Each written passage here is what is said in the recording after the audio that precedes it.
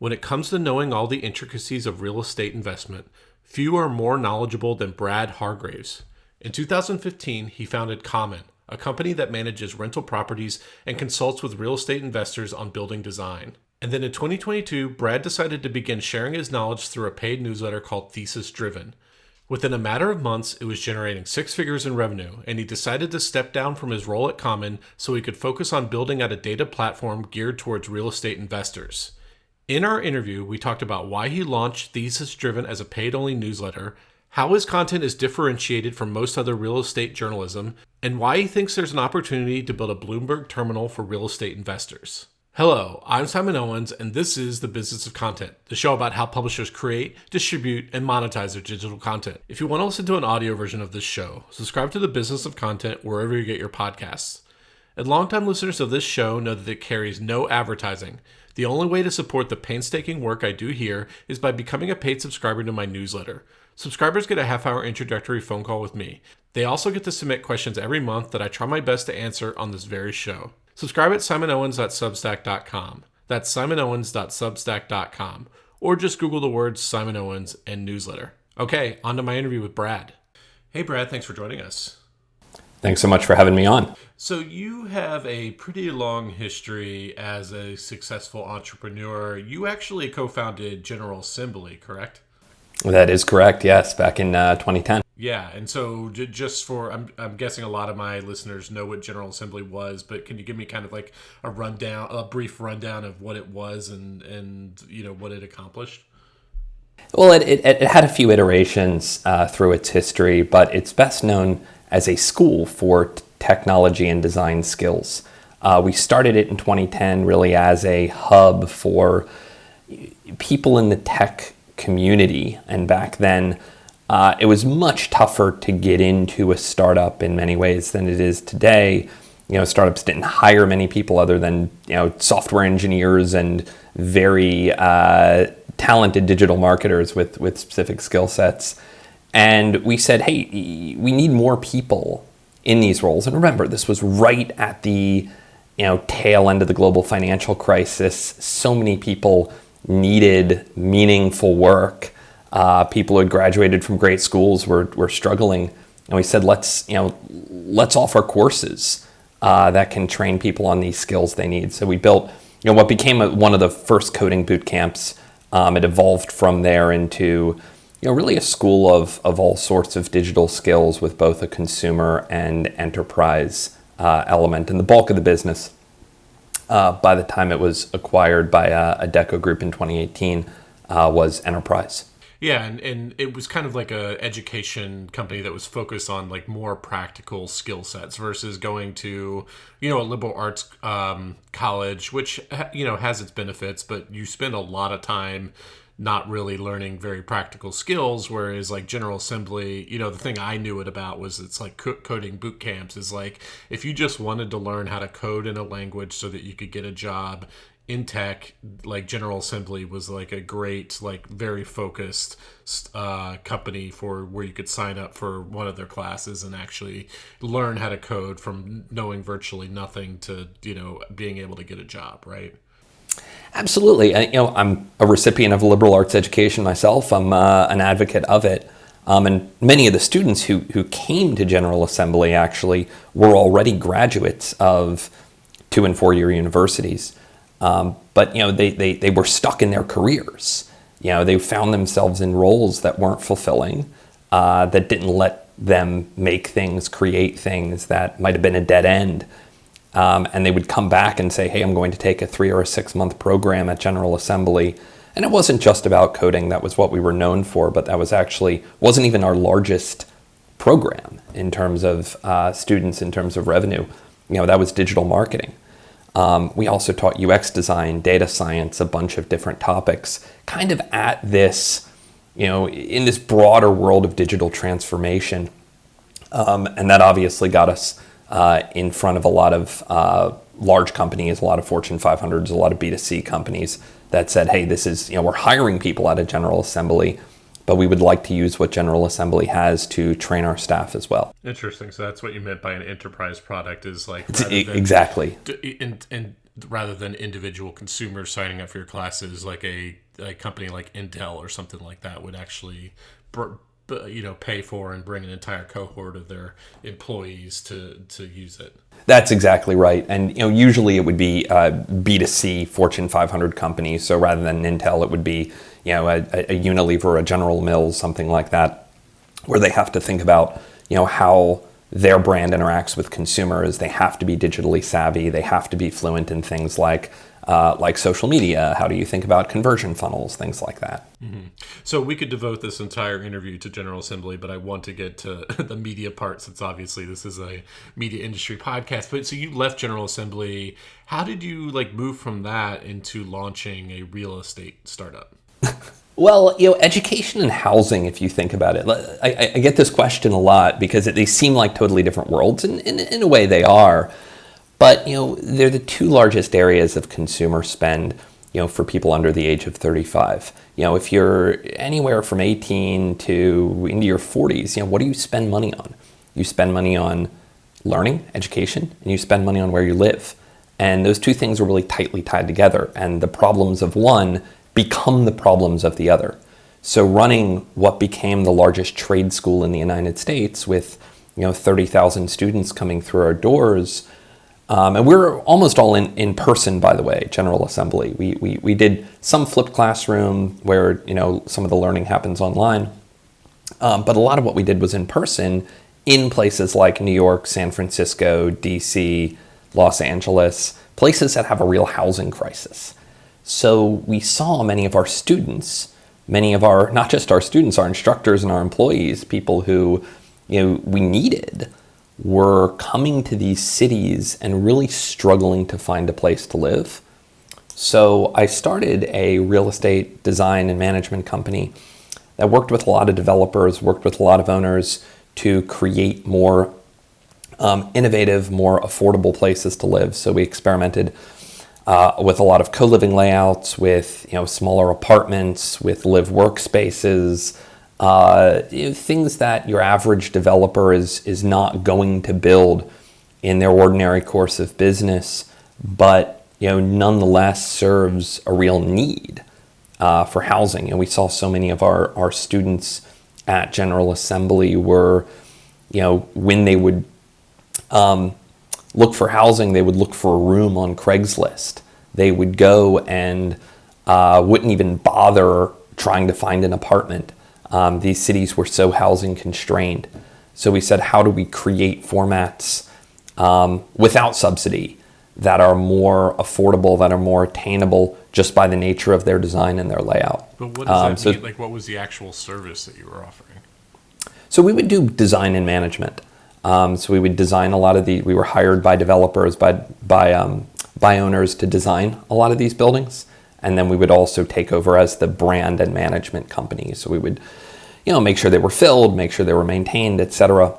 So a developer would buy a plot of land planning to develop it into an apartment complex or something, but you were like the nuts and bolts company that designed it and managed the building of it, and then the management of renting it out to people and stuff like that?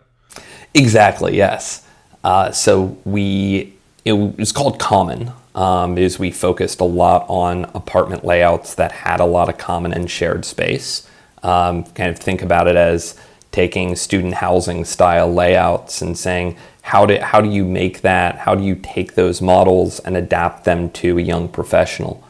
So we would build a lot of 3 and 4 bedroom apartments where you had private bathrooms in the bedrooms themselves, but shared kitchen and living areas, and things that would rent at a 30% discount to a studio. So someone who is there for a 6-month program or making $45,000 a year in an entry-level job can afford to live in the neighborhood they want to live in.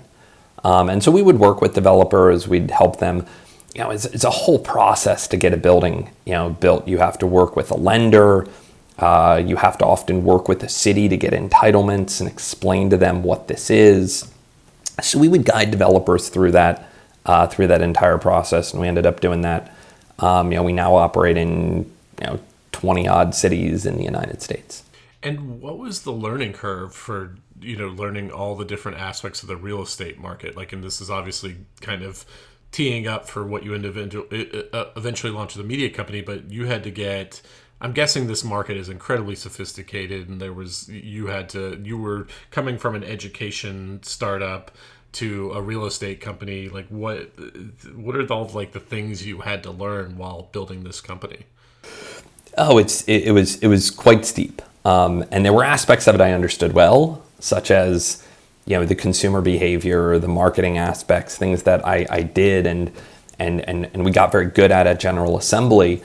But the fundamentals of real estate finance and the tactics, the process by which new apartment buildings get built, that was totally foreign to me. And it's a very steep learning curve too. So I'll give you an example. When you're in an operating business, you take on debt to grow. That's why you would take a business loan to finance the growth of your business. In real estate, debt is, you can take on debt to build a building. That's a construction loan. But you also take on debt as your exit. So you build it, you stabilize it, that is, you fill it with tenants, and then you go get permanent financing. So you go take a long-term loan from a bank at a good interest rate, and you cash out all of your equity that you put into the building in the early days. As an operator, that concept was very foreign to me. So, it's an example, and all the real estate people listening to this are probably laughing at me. But that's a very foreign concept to someone who has only been in an operating role, has been in the tech world. So, 2015, 2016, moving from General Assembly to Common and spending more of my time in real estate, there was a huge learning curve to understand the industry, how it worked, and how do you actually get things done. And it seems, and this is just as an outside observer, it seems like there's more attention being paid to real estate investments and stuff like that. You see all these like YouTubers now that talk about investing in real estate. Maybe I'm just now becoming aware of this, and this was always a thing. But like, it seems like the average consumer is getting a little bit more sophisticated and are wanting more knowledge about real estate investment as opposed to like standard investment in stocks or index funds or something like that. Is this like a general trend that's happening? And then obviously with the rise of Airbnb and you see stuff about rental properties and stuff like that. Is this like a huge trend in investing right now as real estate? It is, absolutely. And, I think there's a good part to that, and there's a, potentially troubling part to that. It's just a fundamental fact that a huge chunk of Americans' wealth is locked up in their homes, is in real estate. I mean, a great investor I know likes to say that we are born short real estate. That is, we need somewhere to live. And there's multiple ways to cover that short. You can cover that short by renting, or you can cover that short by buying. So we all, in some ways, are in the real estate business in the sense that we need a place to live.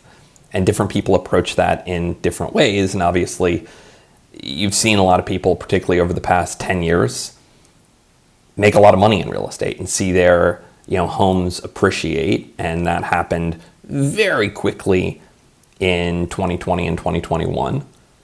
And I think a lot of people saw that. And I think some people looked at it earnestly and said, I need to get smarter about this. This is an opportunity. On the flip side, you do still have a housing crisis. You still have people who need a place to live. I think other people looked at it and said, hey, this is a way to get rich quick. And there's obviously enablers on both sides. Mm-hmm. So you are running Common. You build it up to, it has hundreds of employees now, right? Correct, yes. We're about around 300, 400 employees. Yeah. And then you basically, I think earlier this year, kind of stepped aside from Common to run a one-person media company. And you think, media is a fun business to be in, but you don't think of it as being a huge moneymaker. What like compelled you, I guess? I mean, maybe we're putting the cart before the horse, and I think you actually launched the newsletter prior to you leaving. But like, I guess just philosophically, what attracted you to media versus some of these much larger industries like education and real estate? Well, I didn't really intentionally get into the media business. So I made a decision about a year and a half ago that I was going to step out of day-to-day at Common. We'd grown it to a decent size, but at the core, it was a residential property management business. And from my experience so far, having, I guess you could say, been in the media business for a grand total of 8 or so months, it is a lot more enjoyable than being in the residential property management business, where you're getting woken up on Sunday morning because something crazy is happening at a property. And, I looked at it and said, that's not how I want to spend the next 5 years of my life. And there's also people who are experts in this and how to run residential management businesses. So, spoke to our board and agreed, we're going to go out and hire a CEO with a ton of experience doing this. So we hired an awesome woman with 3 decades of experience running hospitality operating companies, Carleen Holloman. Brought her in summer of 2022. Took about 9 months to fully transition out of that role, hand it over, make sure it was, was in good hands, and I'm still obviously, advising and helping there. And one of the initial things I thought is I want to stay relevant in this world. I love innovation in the built world. It needs way more of it. We need to be building. We need to be innovating and being thoughtful around what we build. And so I started writing. And the first piece I wrote was an article on office to residential conversions, since everyone was talking about office to residential conversions, but everyone was talking about it so theoretically. And so I went and I was like, I know 3 people who have actually done this. They are not famous. They're developers. And so I called them up and said, hey, I've got a bunch of questions to you about this office to residential conversion you did. Everyone's talking about this. I don't know if you know about it, that everyone's talking about it, because these people kind of live under rocks sometimes. And so they told me everything. They told me their financial returns. They told me how much it cost. They told me details of how they got their permits. And I just wrote it all up. Yeah, because it's like a huge logistical problem, because basically an apartment building needs a window to touch every single bedroom, and an office building is not built. It's only built for the outer windows, and that's why most residential buildings have courtyards, is because and so I'm guessing that in order to convert, you either need to knock the whole thing down or collapse the center so it has a courtyard, or like there's lots of it's a huge logistical challenge. Yes. Right? There are a bunch of ways to do it. So I interviewed, some different developers that had taken different angles on this. I mean, you can just be okay with a lot of wasted space in the middle. That's one. You could blow a hole in the center of it, which is costly and annoying. And there's a lot of other problems too. I mean, office buildings generally don't have enough plumbing. They don't have enough electrical. The HVAC isn't set up in the right way. There's a ton of issues in doing this. But some people have done it successfully. And we came out with this piece. It was 2,000 words. It was real examples.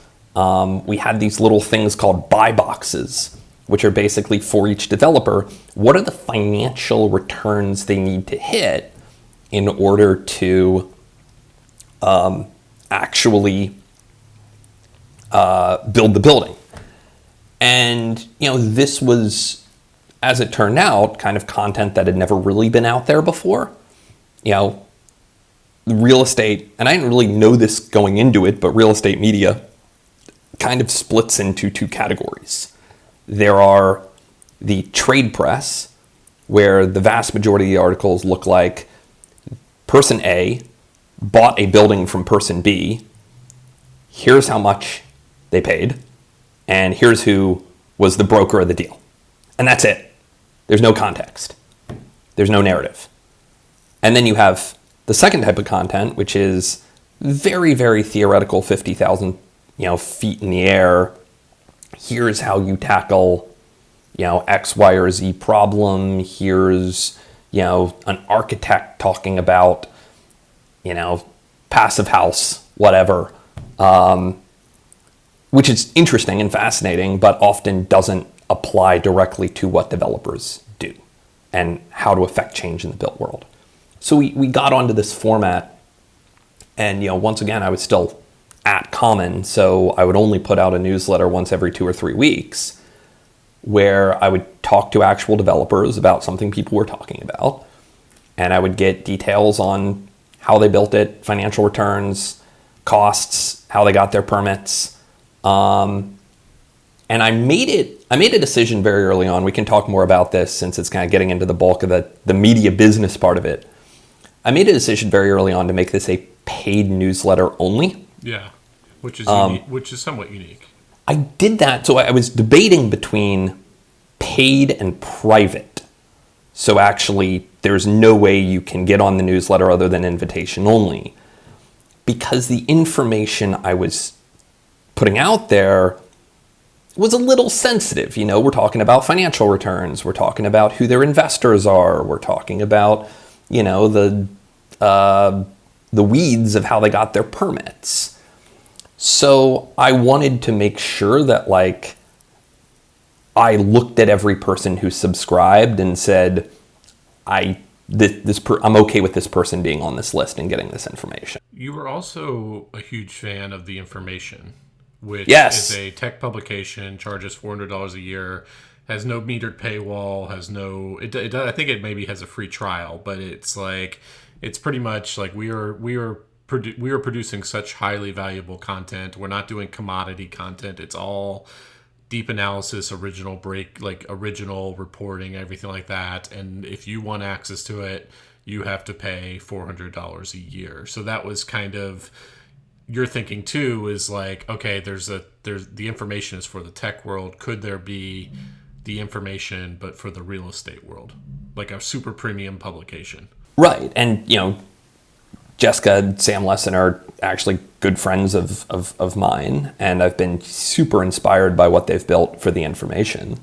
And, the way they've built that business kind of without taking outside capital, and maintaining pretty high standards for what they do, and employing some really, really great journalists, some of whom have become my friends. So I was certainly inspired by that. I don't think that that was my motivation when I put out the first couple of pieces. I think I almost backed into that, seeing my paid subscriber numbers grow really quickly, and said, hey, this is actually, while I was still, at Common, the numbers became interesting in their own right. And then I said, well, let me think about what Sam and Jessica are doing here. That's a really interesting model for what we're doing, but in a different sector.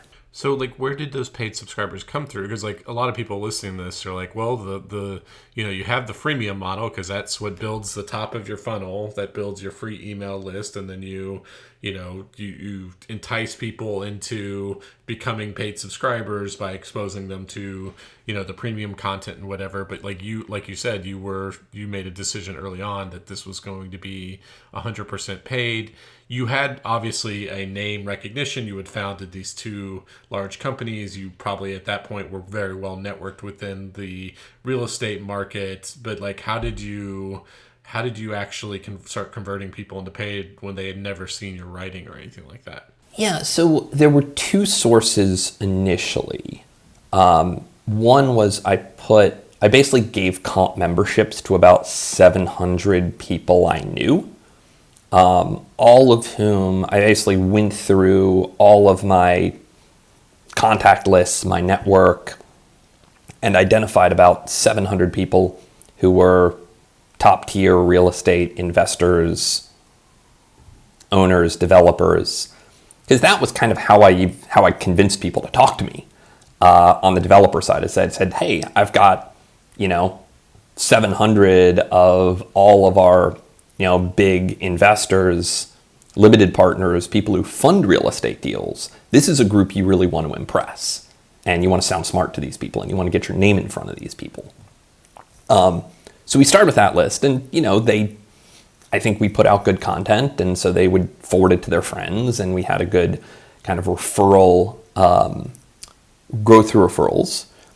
The bulk of paid subscribers, though, have come through LinkedIn. LinkedIn has been a tremendous channel, and it's still the case that the bulk of our paid subscribers come from LinkedIn. Every post, we create pieces of content on it. We post it on LinkedIn. We engage with the commenters. We engage with our subscribers on LinkedIn. And that, we get a lot of shares on LinkedIn. Every time we write about a company, they post it. Their founder posts it on LinkedIn. And that drives a lot of subscriber growth. And I've tested other, we also have a big presence on Twitter. I personally enjoy Twitter more, but it has a 1/10 of the impact in terms of subscriber growth. It's interesting. I feel like LinkedIn is so hit and miss for so many different media outlets, and I'll talk to random people and be like, yeah, LinkedIn's amazing, it's our number one driver, but for a lot of others it isn't. And I kind of actually wrote about this on LinkedIn recently. My frustration with it is that it seems to be, if you want to succeed on LinkedIn, you publish a piece of content and then you kind of have to republish it on LinkedIn. You basically have to break it down and summarize a lot of your points and write 200 to 300 words on there. And I've just never been into that. I always like writing my long form piece of content and then maybe having a short teaser bit of text on LinkedIn. I have 60,000 followers on LinkedIn, but I don't get as much engagement as people who have a fraction of that, only 5,000 followers, because I'm not playing the LinkedIn game of creating a lot of native content for LinkedIn. And I'm guessing that's your strategy, is you actually give away a lot of information on LinkedIn. Do you consider yourself cringe? No. That's the problem. I'm very cringe. That's just my tone. My tone is, it's very sincere, it's very earnest, it's cringe. And so it works on LinkedIn. Cringe does tremendously well on LinkedIn. It does not do well on Twitter. So because I am cringe, I think that helps. And so translate that. What does that mean? Yes, sorry. You are 100% right that yes, you have to write the 100. I don't think you need to go to 300 words. I do usually 150 to 250 in kind of a summary, include a photograph in your LinkedIn post, and then link to your article in the comments.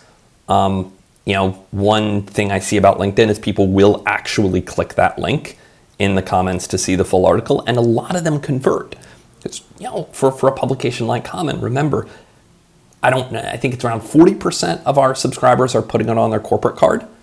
So, Thesis Driven, a lot of people are putting on their corporate card. So that's incredibly important when you're thinking about knowing what kind of card people are putting it on, thinking about your channel. So when I say cringe, I mean earnest. I mean, you're being sincere. Hey, here's how you build their business. Here's what's happening. Look at this developer. Look at what they were able to build. Isn't that really impressive? Yeah. And then LinkedIn also cuts off a certain number of characters where you have to hit read more. And I'm guessing there's something in the algorithm where if you can get people to hit that read more and start scrolling slowly down, it's going to show it to a larger percentage of your followers. A well-performing LinkedIn post for me will get 1,500 impressions, maybe a few thousand, a really well-performing one. I'm guessing you have ones regularly that have way above that, right? Most of my posts are in the I rarely go above 300. Oh, okay. Interactions. Interactions, so likes and comments and stuff like that. Likes and comments. Oh no, I mean I'll get maybe 1,000 or 1,500 impressions, and maybe only maybe only half a dozen likes or comments or something like that. So you're getting a hundreds of actual interactions with your post. Yeah, I mean a good one will do. If I'm doing 100 plus interactions, I'm happy with that. I don't know the impression numbers off the top of my head. Obviously that drives it, from an algorithm perspective. But yeah, you got bombs occasionally too. Like I posted something the other day, I got like 25 interactions. That's going to happen.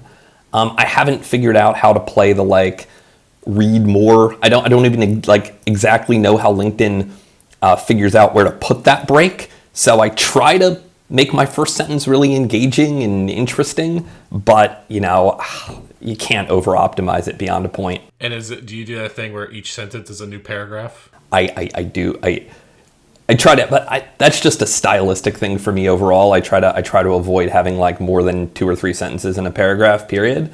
Any kind of writing.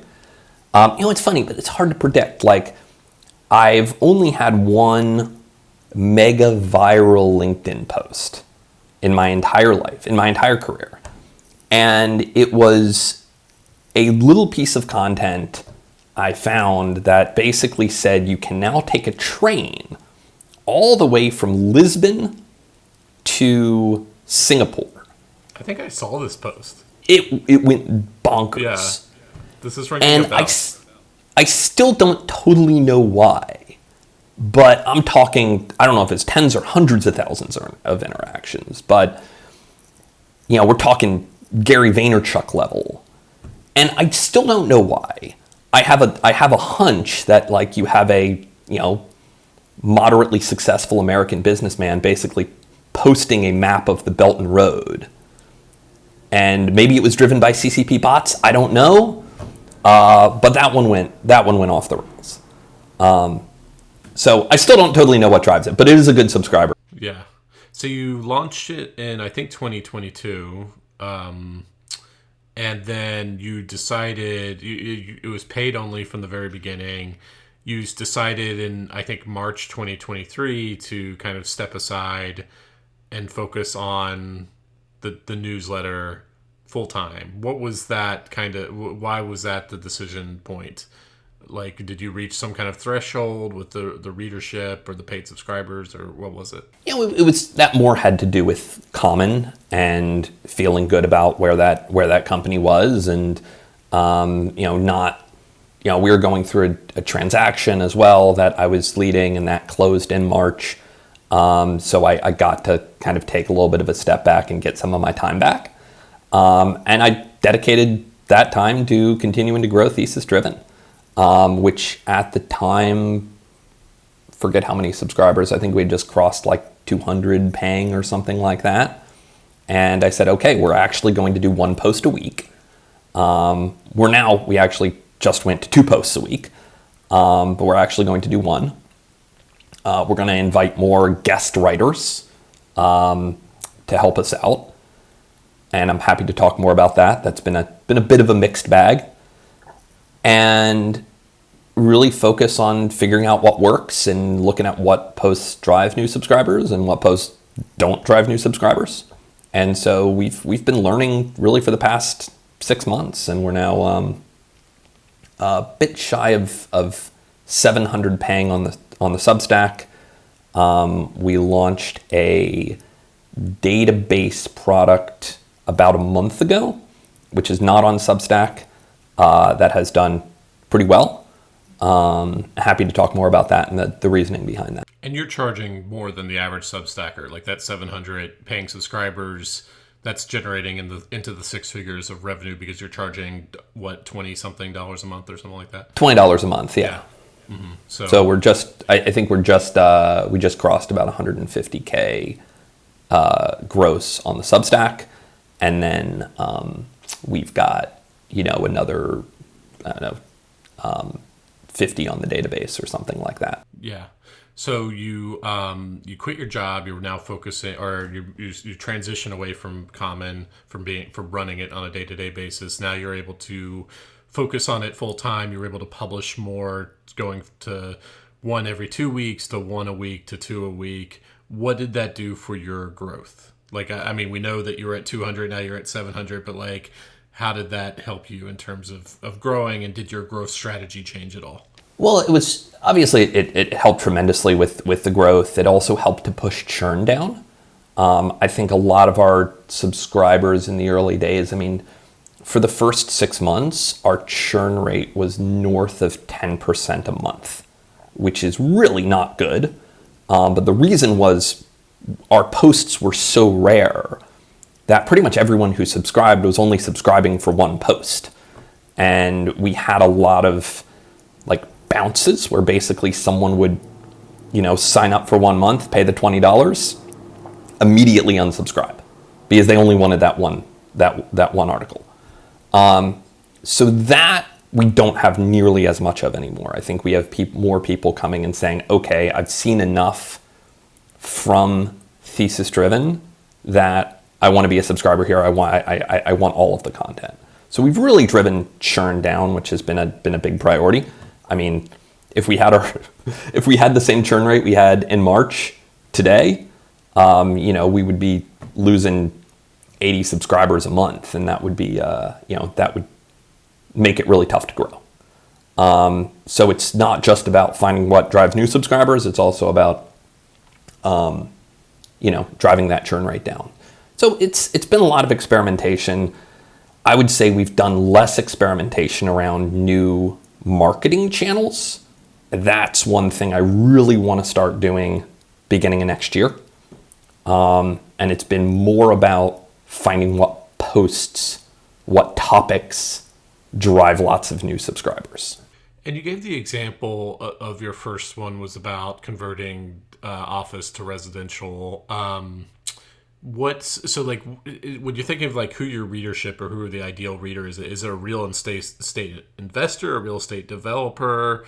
It's like every single thing is like a you call it thesis driven. So it's like an analysis of some kind of different aspect of the real estate market. Is it just people who work in real estate and need to be smarter about investing in different kinds of real estate and stuff like that?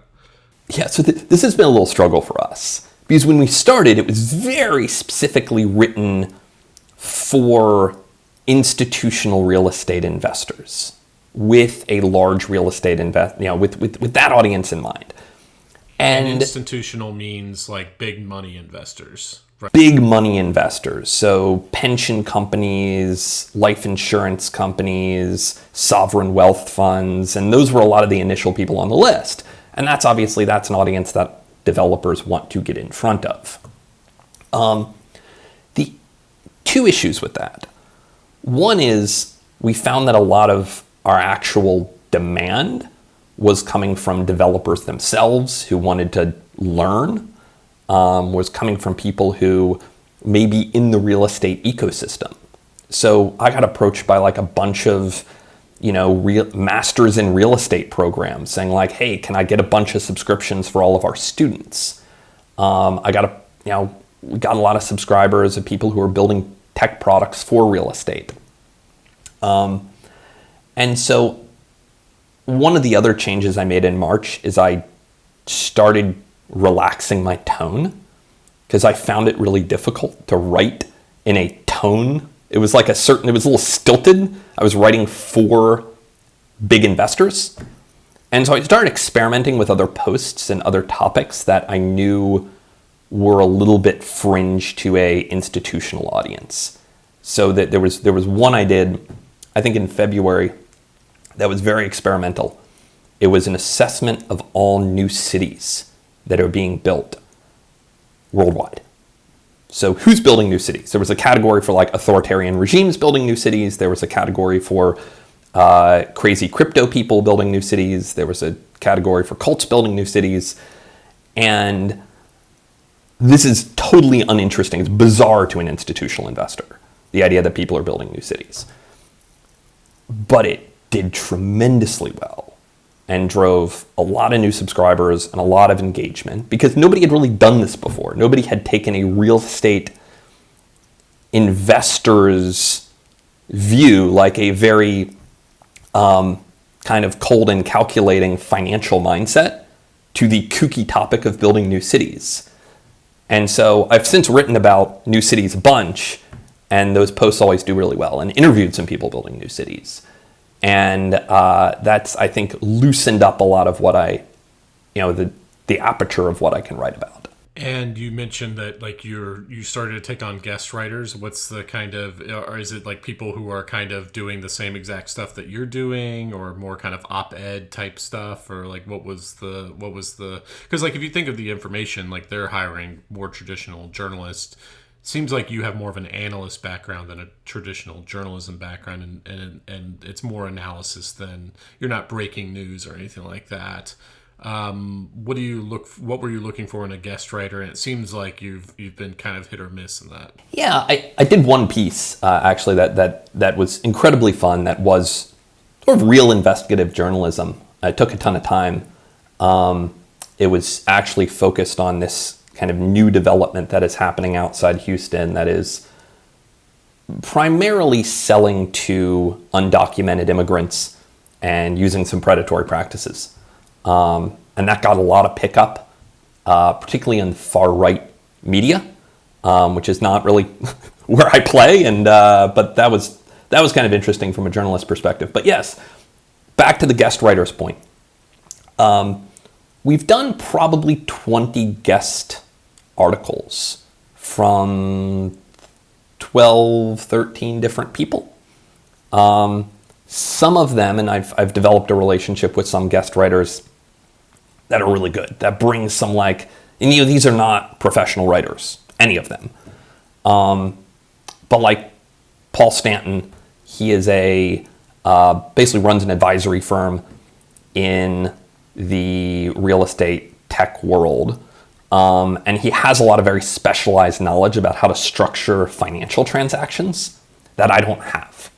So he's going to come in and write a really detailed post about how do you structure some of these novel types of real estate transactions, like what we call 400 level stuff. And that does really well. It drives a lot of value to our paying subscribers, drives new paying subscribers. And he goes out of his way to like put his writing into our tone and our format. We have other guest writers that sometimes struggle to do that. And I think one learning I've had is to make that understanding that you need to match our tone, you need to match our format more clearly up front. Because, we've gotten some guest letters back that it's like, this reads like an advertorial. People have people who aren't professional journalists. They don't know that they have to they can't just use, if they're writing about a sector, they can't just use the marketing copy from the company's website. So that's been a real learning process. And I think if I had to do that over again, I would set much clearer rules and standards for guest letters off the bat. I don't think we've published anything I regret, but I've had to put in a ton of time fixing these articles. And you mentioned that you're building a database product. I always find these database media plays to be really interesting. I just did a case study on this guy who created a database product for the gaming industry. What's the opportunity there? Like, what kind of data are you collecting? How did you have to build the product from scratch? Like, what's your data entry? Like, did you have to hire someone for data entry and stuff like that? Like, tell me about that product. Yes, so we started really with the idea that we're covering developers, real estate developers. There's no good place if you are selling into real estate developers, if you're looking to partner with real estate developers. There's no good place to find these people. They often don't have websites. Some of them have fairly large organizations. Some of them don't. There are databases out there that usually cost tens of thousands of dollars a year, where you can find detailed information about sites and who is building on specific sites. But there's nowhere to find information about kind of who's doing that building in an easy and straightforward way. So we thought we were uniquely positioned to catalog this information. Since it doesn't exist anywhere out there, we had to hire a team to do that. I have a lot of experience outsourcing, so I've hired a few people in the Philippines to do this.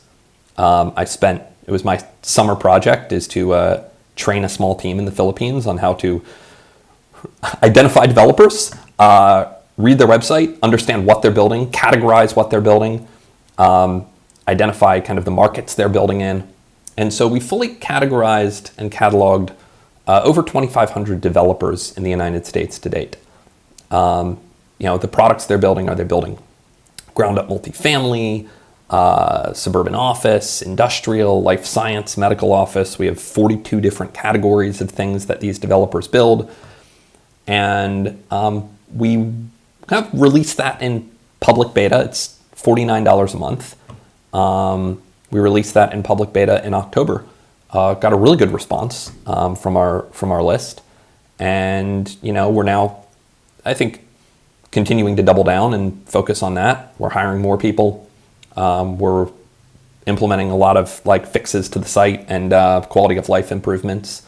And we're really, I love this kind of media data joint business. I mean, the information does it brilliantly, and so we're gonna keep focused on this. So the database is I can search for John Smith Incorporated, Joe Schmo Incorporated developer, and it brings me to some kind of profile that says these are all the properties it's developing.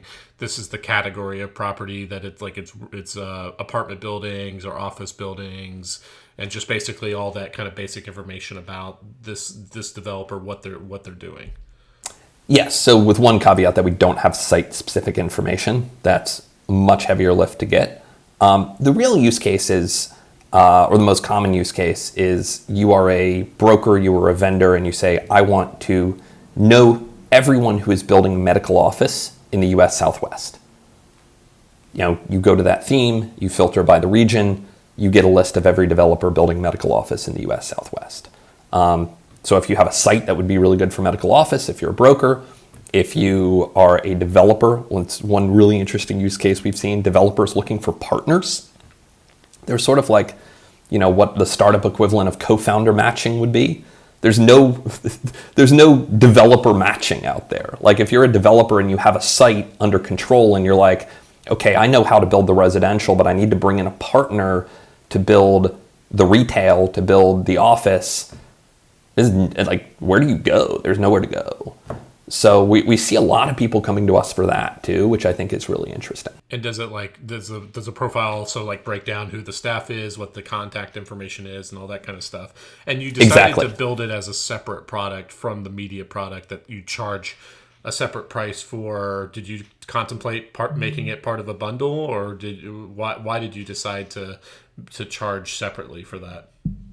Yeah, so it's a little confusing, and we've had to answer a lot of help desk questions about this, because the database comes with the newsletter, but the newsletter does not come with the database. And the reason is the database, over time, we think we can achieve a much higher price point for, probably into the hundreds of dollars per month as it gets more robust, as we build it out more. I mean, this is a corporate product, so 100% of people for the database will be putting it on their corporate cards. So we think that the prices are just going to diverge even more over time. And so it's really about, we just have to communicate that better. They have the same brand. They're both called Thesis Driven. One's a Thesis Driven developer database. You can go to our Substack and there's a big tab that says developer database. You can click on it, go there. I'm working on some really complicated zaps using Zapier to hook it all up automatically. So someone gets when somebody subscribes to the database, they get the newsletter. I've been building a lot of this stuff myself, which has been fun to get my hands dirty again. Well, what do you see as the marketing for the database? Is it purely newsletter audience driven, or is this eventually going to have a sales team associated with it that's doing more kind of cold outbound sales, or is this all just synergy between the newsletter and the database? I think the baseline is just synergy with the newsletter. I think perhaps we get to a point where we have some sort of sales function, but I look at that as gravy down the road. Right now, it's really just, okay, how do we use the newsletter to drive early adopters of the database so we can learn and improve it. And I think we're encountering one of the flaws of my initial strategy, which is make it entirely paid, which is we have a great revenue stream from the paid newsletter, but we have a very, very small free list. There's pretty much no reason to subscribe to Thesis Driven for free. So we're going to be taking some steps to address that, doing more free newsletters. We are actually taking your advice and starting a podcast in Q1. And so it'll be very small, just 12 episodes with some big names. So it's, we're going to try to do some things to accelerate what we're doing and get the free list a bit bigger.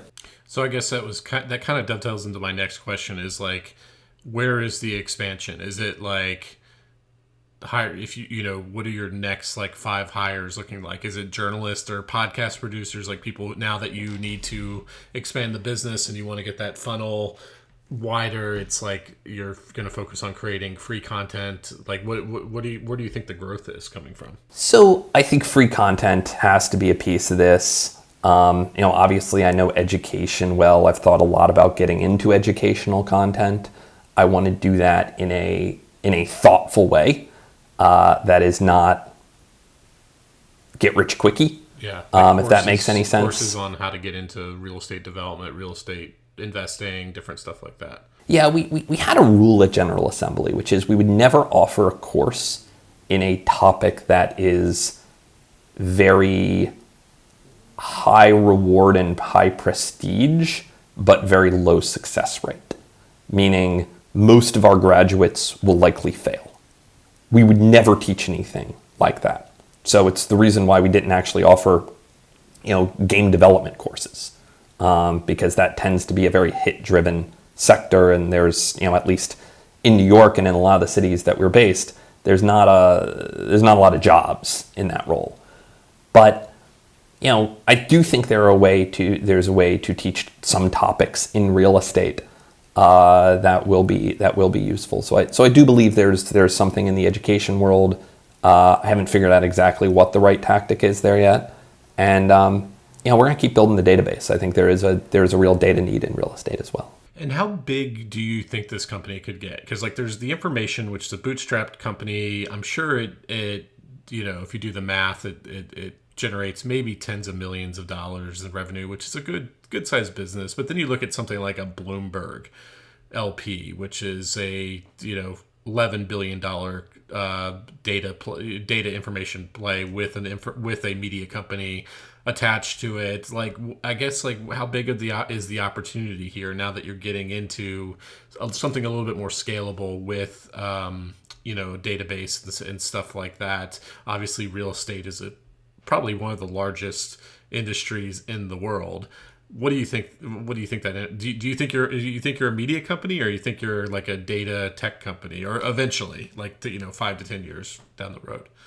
Yeah, I think if we're talking in a 5-year time horizon, the data will take up a bigger and bigger piece of this. And I think if you look at the big media brands in real estate, they are tens of millions in revenue. I don't know what the Real Deal or BizNow's numbers are, but it's probably in that range. And they're writing about a lot of things that are currently outside of our purview. I mean, we don't really write about the luxury condo market and brokerage. Like, that's not the Ryan Serhants of the world is not really something Thesis Driven talks about. And that's a big chunk of their coverage. The data, on the other hand, there's massive companies. I mean, CoStar is probably the largest data company in real estate, and they're valued in the mid-tens of billions, I believe. They're huge and have been around for a very long time.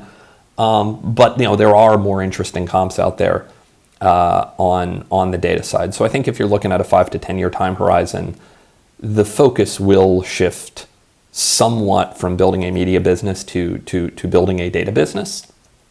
I don't know what that split will look like over time, and I think the media piece will always have a big part of it, because that's the top of the funnel. That's where people come in. That's exactly. So it requires a bit of a mentality shift on our end of like, it's very easy to set goals around like, okay, by the end of November, this is how many paid subscribers we're going to get. Ooh, look at the number go up. We also need to start thinking about building top of the funnel and building our audience.